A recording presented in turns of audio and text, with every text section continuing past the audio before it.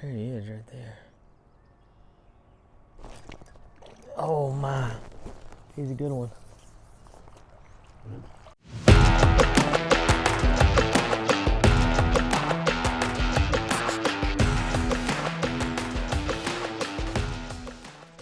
All right guys, so we are back out here on Lake D'Arbonne this morning. We got a bunch of rain yesterday. Quite a few boats out this morning. It is Saturday morning, so everyone is wanting to get out and fish. But we're gonna start on the opposite side that we were at the other day, do a little fishing around. My dad came out here earlier this week and hammered them, so hopefully we'll get on them. We'll see what happens. So yeah,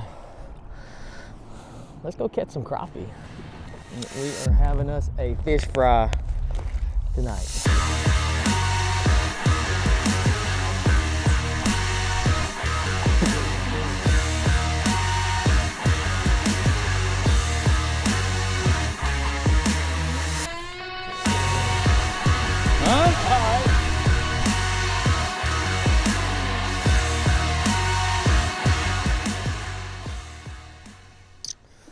We're going to start off this morning with an orange head and a black and chartreuse squiggly tail jig. I don't know exactly how you would call it. Got a loop knot there. I'll show you guys that loop knot here in a little bit. Just standard loop knot. What it does is it always gives you that presentation with that jig versus the old way you tie it directly to the eye. You'd have to constantly, you know, kind of turn it up to get that presentation with a loop knot. It pretty much sits in a good presentation the whole time.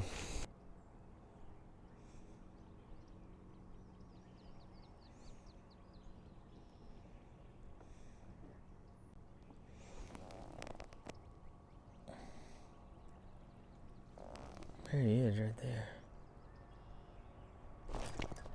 Oh my, he's a good one.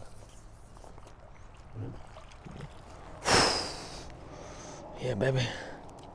Got it. Got him. Boom.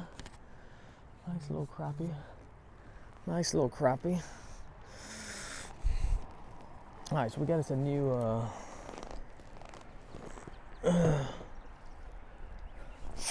little tactic we're gonna do today. So here at D'Arbonne, you can only catch 7 fish that are over 12 inches. So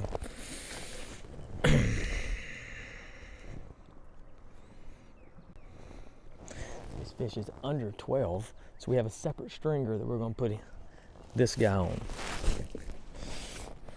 All right. Then we have another one that we'll do a coal, kind of like a coal stringer. And it'll be for our fish that we have to pull out. So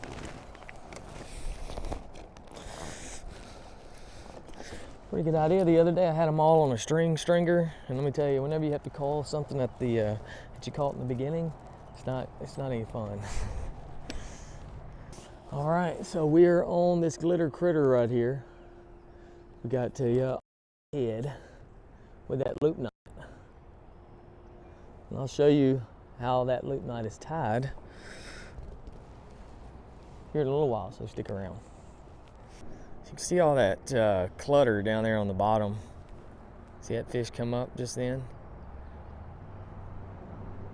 It's a combination of just cypress knees and just cypress junk and roots. Some big old roots and that kind of stuff that are underneath the water. And that's where those fish are down there spawning. To get up in them roots, hide, want that seclusion, and get their beds ready for spawn time. So it's kind of what's going on right there. There's a big fish over here on this other side. He's kind of circling this tree.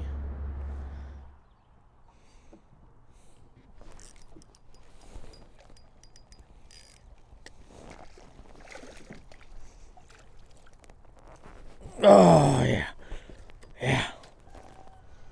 Got another one. Got him. Beautiful white crappie right here. Beautiful white crappie. Let's get out of here. Reverse it. Basically, if you can find this time of the year, water temp right now is 60 degrees. I think it's a little bit cooler. It was about 63 last Friday, and this rain that came in pretty much dropped the temp. But if you can find that 58, yep, 60 degrees, probably find some fish.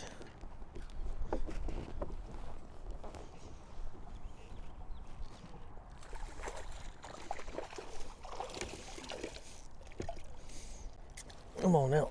Yeah. And there they are.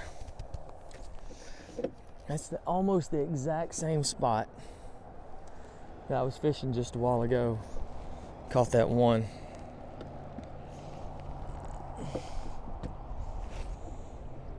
We got another one in there right there. Nice little crappie. She's full of eggs as well, as you can see right there in her belly. Yeah.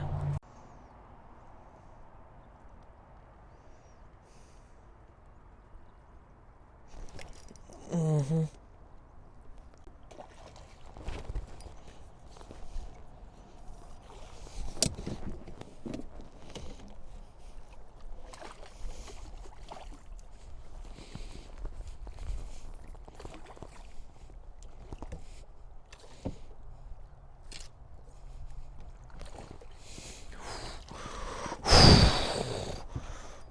Oh my God.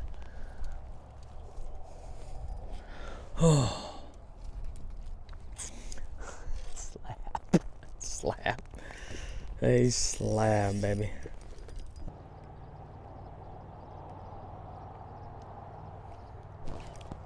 Mm-hmm.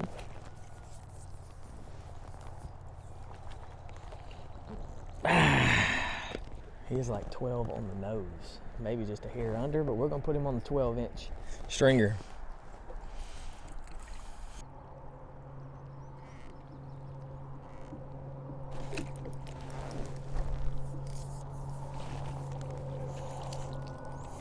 Boom.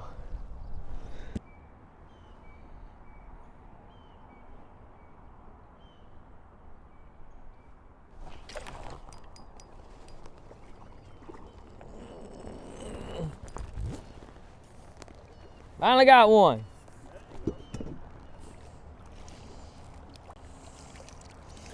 Whew.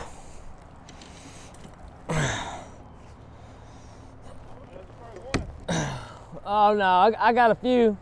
First one in about an hour. Yeah. Oh yeah. Oh yeah. He caught him one, didn't he?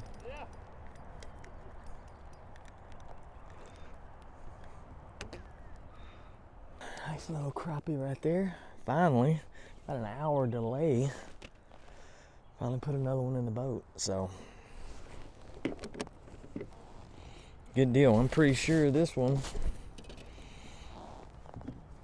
is under 12.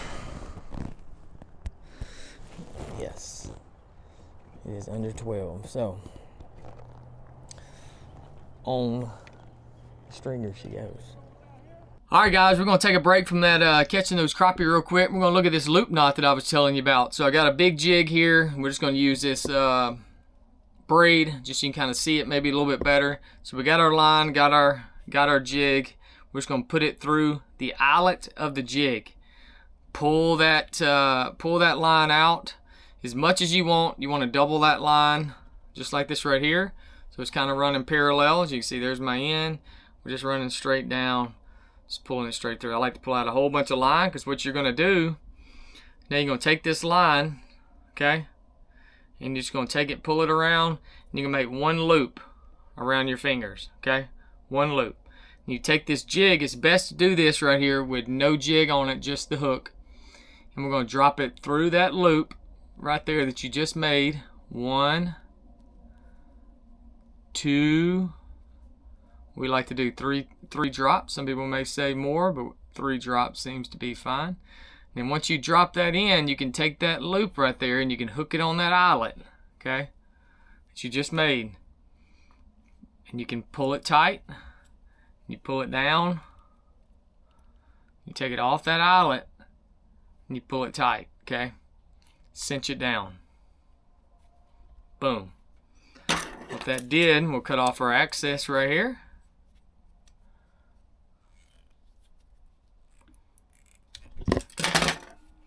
Now, we have a loop in our line. You can see that right there. Back. We got a loop in our line and it sits in our jig. Will now sit in the water. When it hits the water, it will sit up nice and straight every time. So like I said in the past, typically you would tie that knot all the way down and you always had to like fix it every five or so time, 5 or 6 casts, something like that. If you had to hit, you had to bend it back around to where it sat up, so when it dropped in the water it would hold and it would gradually make its way back. With the loop knot, it's always going to find itself in that upright position. So anyway, hope that helped you guys. Let's get back.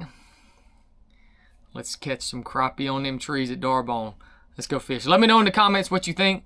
This is the kind of knots you guys use, or you tied any different. Hope that helped you guys. Let's go catch some more fish.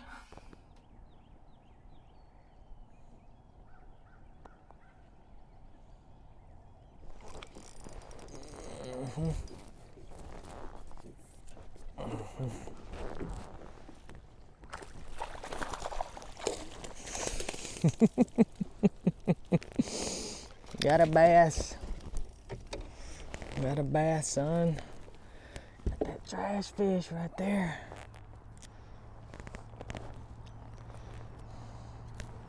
Oh yeah. That's a good eating largemouth right there. Okay. Sitting on the edge of that swam down, hammered it. It's like they want it. I don't know. I don't know. Oh, came right on over there, baby. Ah, yeah. See, the sun popped out on us. She came down, straight down to it, and got it. We're on a little drought there for a little while.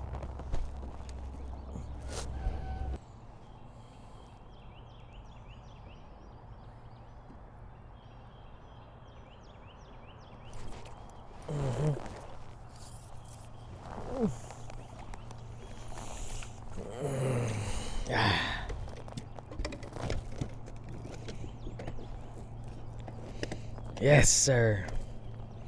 Yes. Another good one right there. This might be a male here. The majority of these trees have got the females already in, and maybe a female. The males are the more aggressive ones as they prepare those beds, and the females come in, and typically they're a little less aggressive in the beginning. But yeah, another nice one.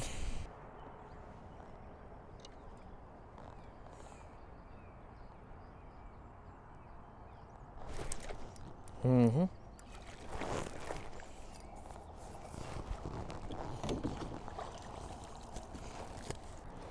We are having us a fish fry tonight. Whew.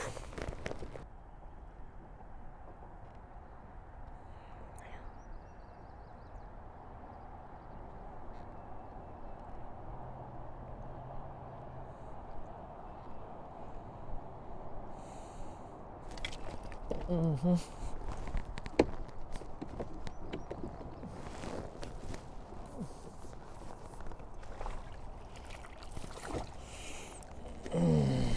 Prime example of the base of that cypress tree. You've got all that root system, grass, and all that kind of stuff going on down there, and those fish get down in those roots and all that grassy area. You can't see them, and that's where they spawn, like I've said before, and they do all their thing. And for sure that's a male. He got frustrated and came up and told me to get out of there.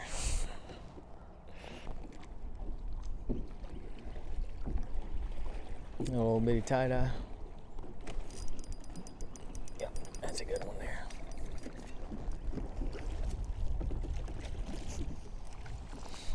That's a good one there.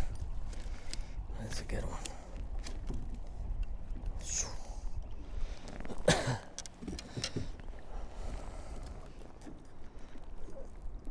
Another good one, baby. She popped it twice and went back in there and hammered it out again. So a lot of times if you have a hit, don't be afraid to immediately drop right back where you missed the fish from. Sometimes they're so aggressive that they'll hit it again and you didn't know it was cooking.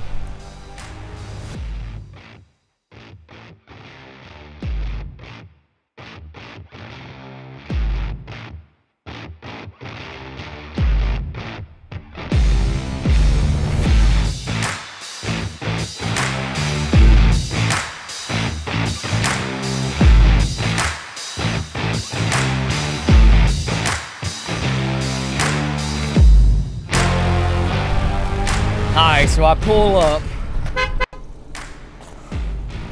you doing? Dang, bro. What's up, son? What's up? You catch them? Caught a few. You want to come see? Y'all going crappie? Yeah, I didn't know there was going to be this What? big. Oh, bro, it's slammed, huh? Got a nice little my mess. Goodness. Huh? All right. Out of the kayak. Yeah. Look at him. You want the scouting report? Yeah. 3.5, 4 foot of water on the trees. Already? Glitter critter. Okay. Bobby Garland. I'm on long line today. I got you. Well, What time did you get here? I got up here about 8 o'clock. So anyway, y'all go check out Adam if you haven't. I know you guys know about his channel, but Redline Outdoors. Might not. It may not. It may not know about it. Y'all make sure y'all check it out. Look at that. Well, we're about to, he's got Tinsley, right? Tinley. He's got Tinley with him. And like I just said, we're going to go brim fishing with Bear right now. So get outside, get the kids involved. All right, me and Adam are gonna visit. Peace.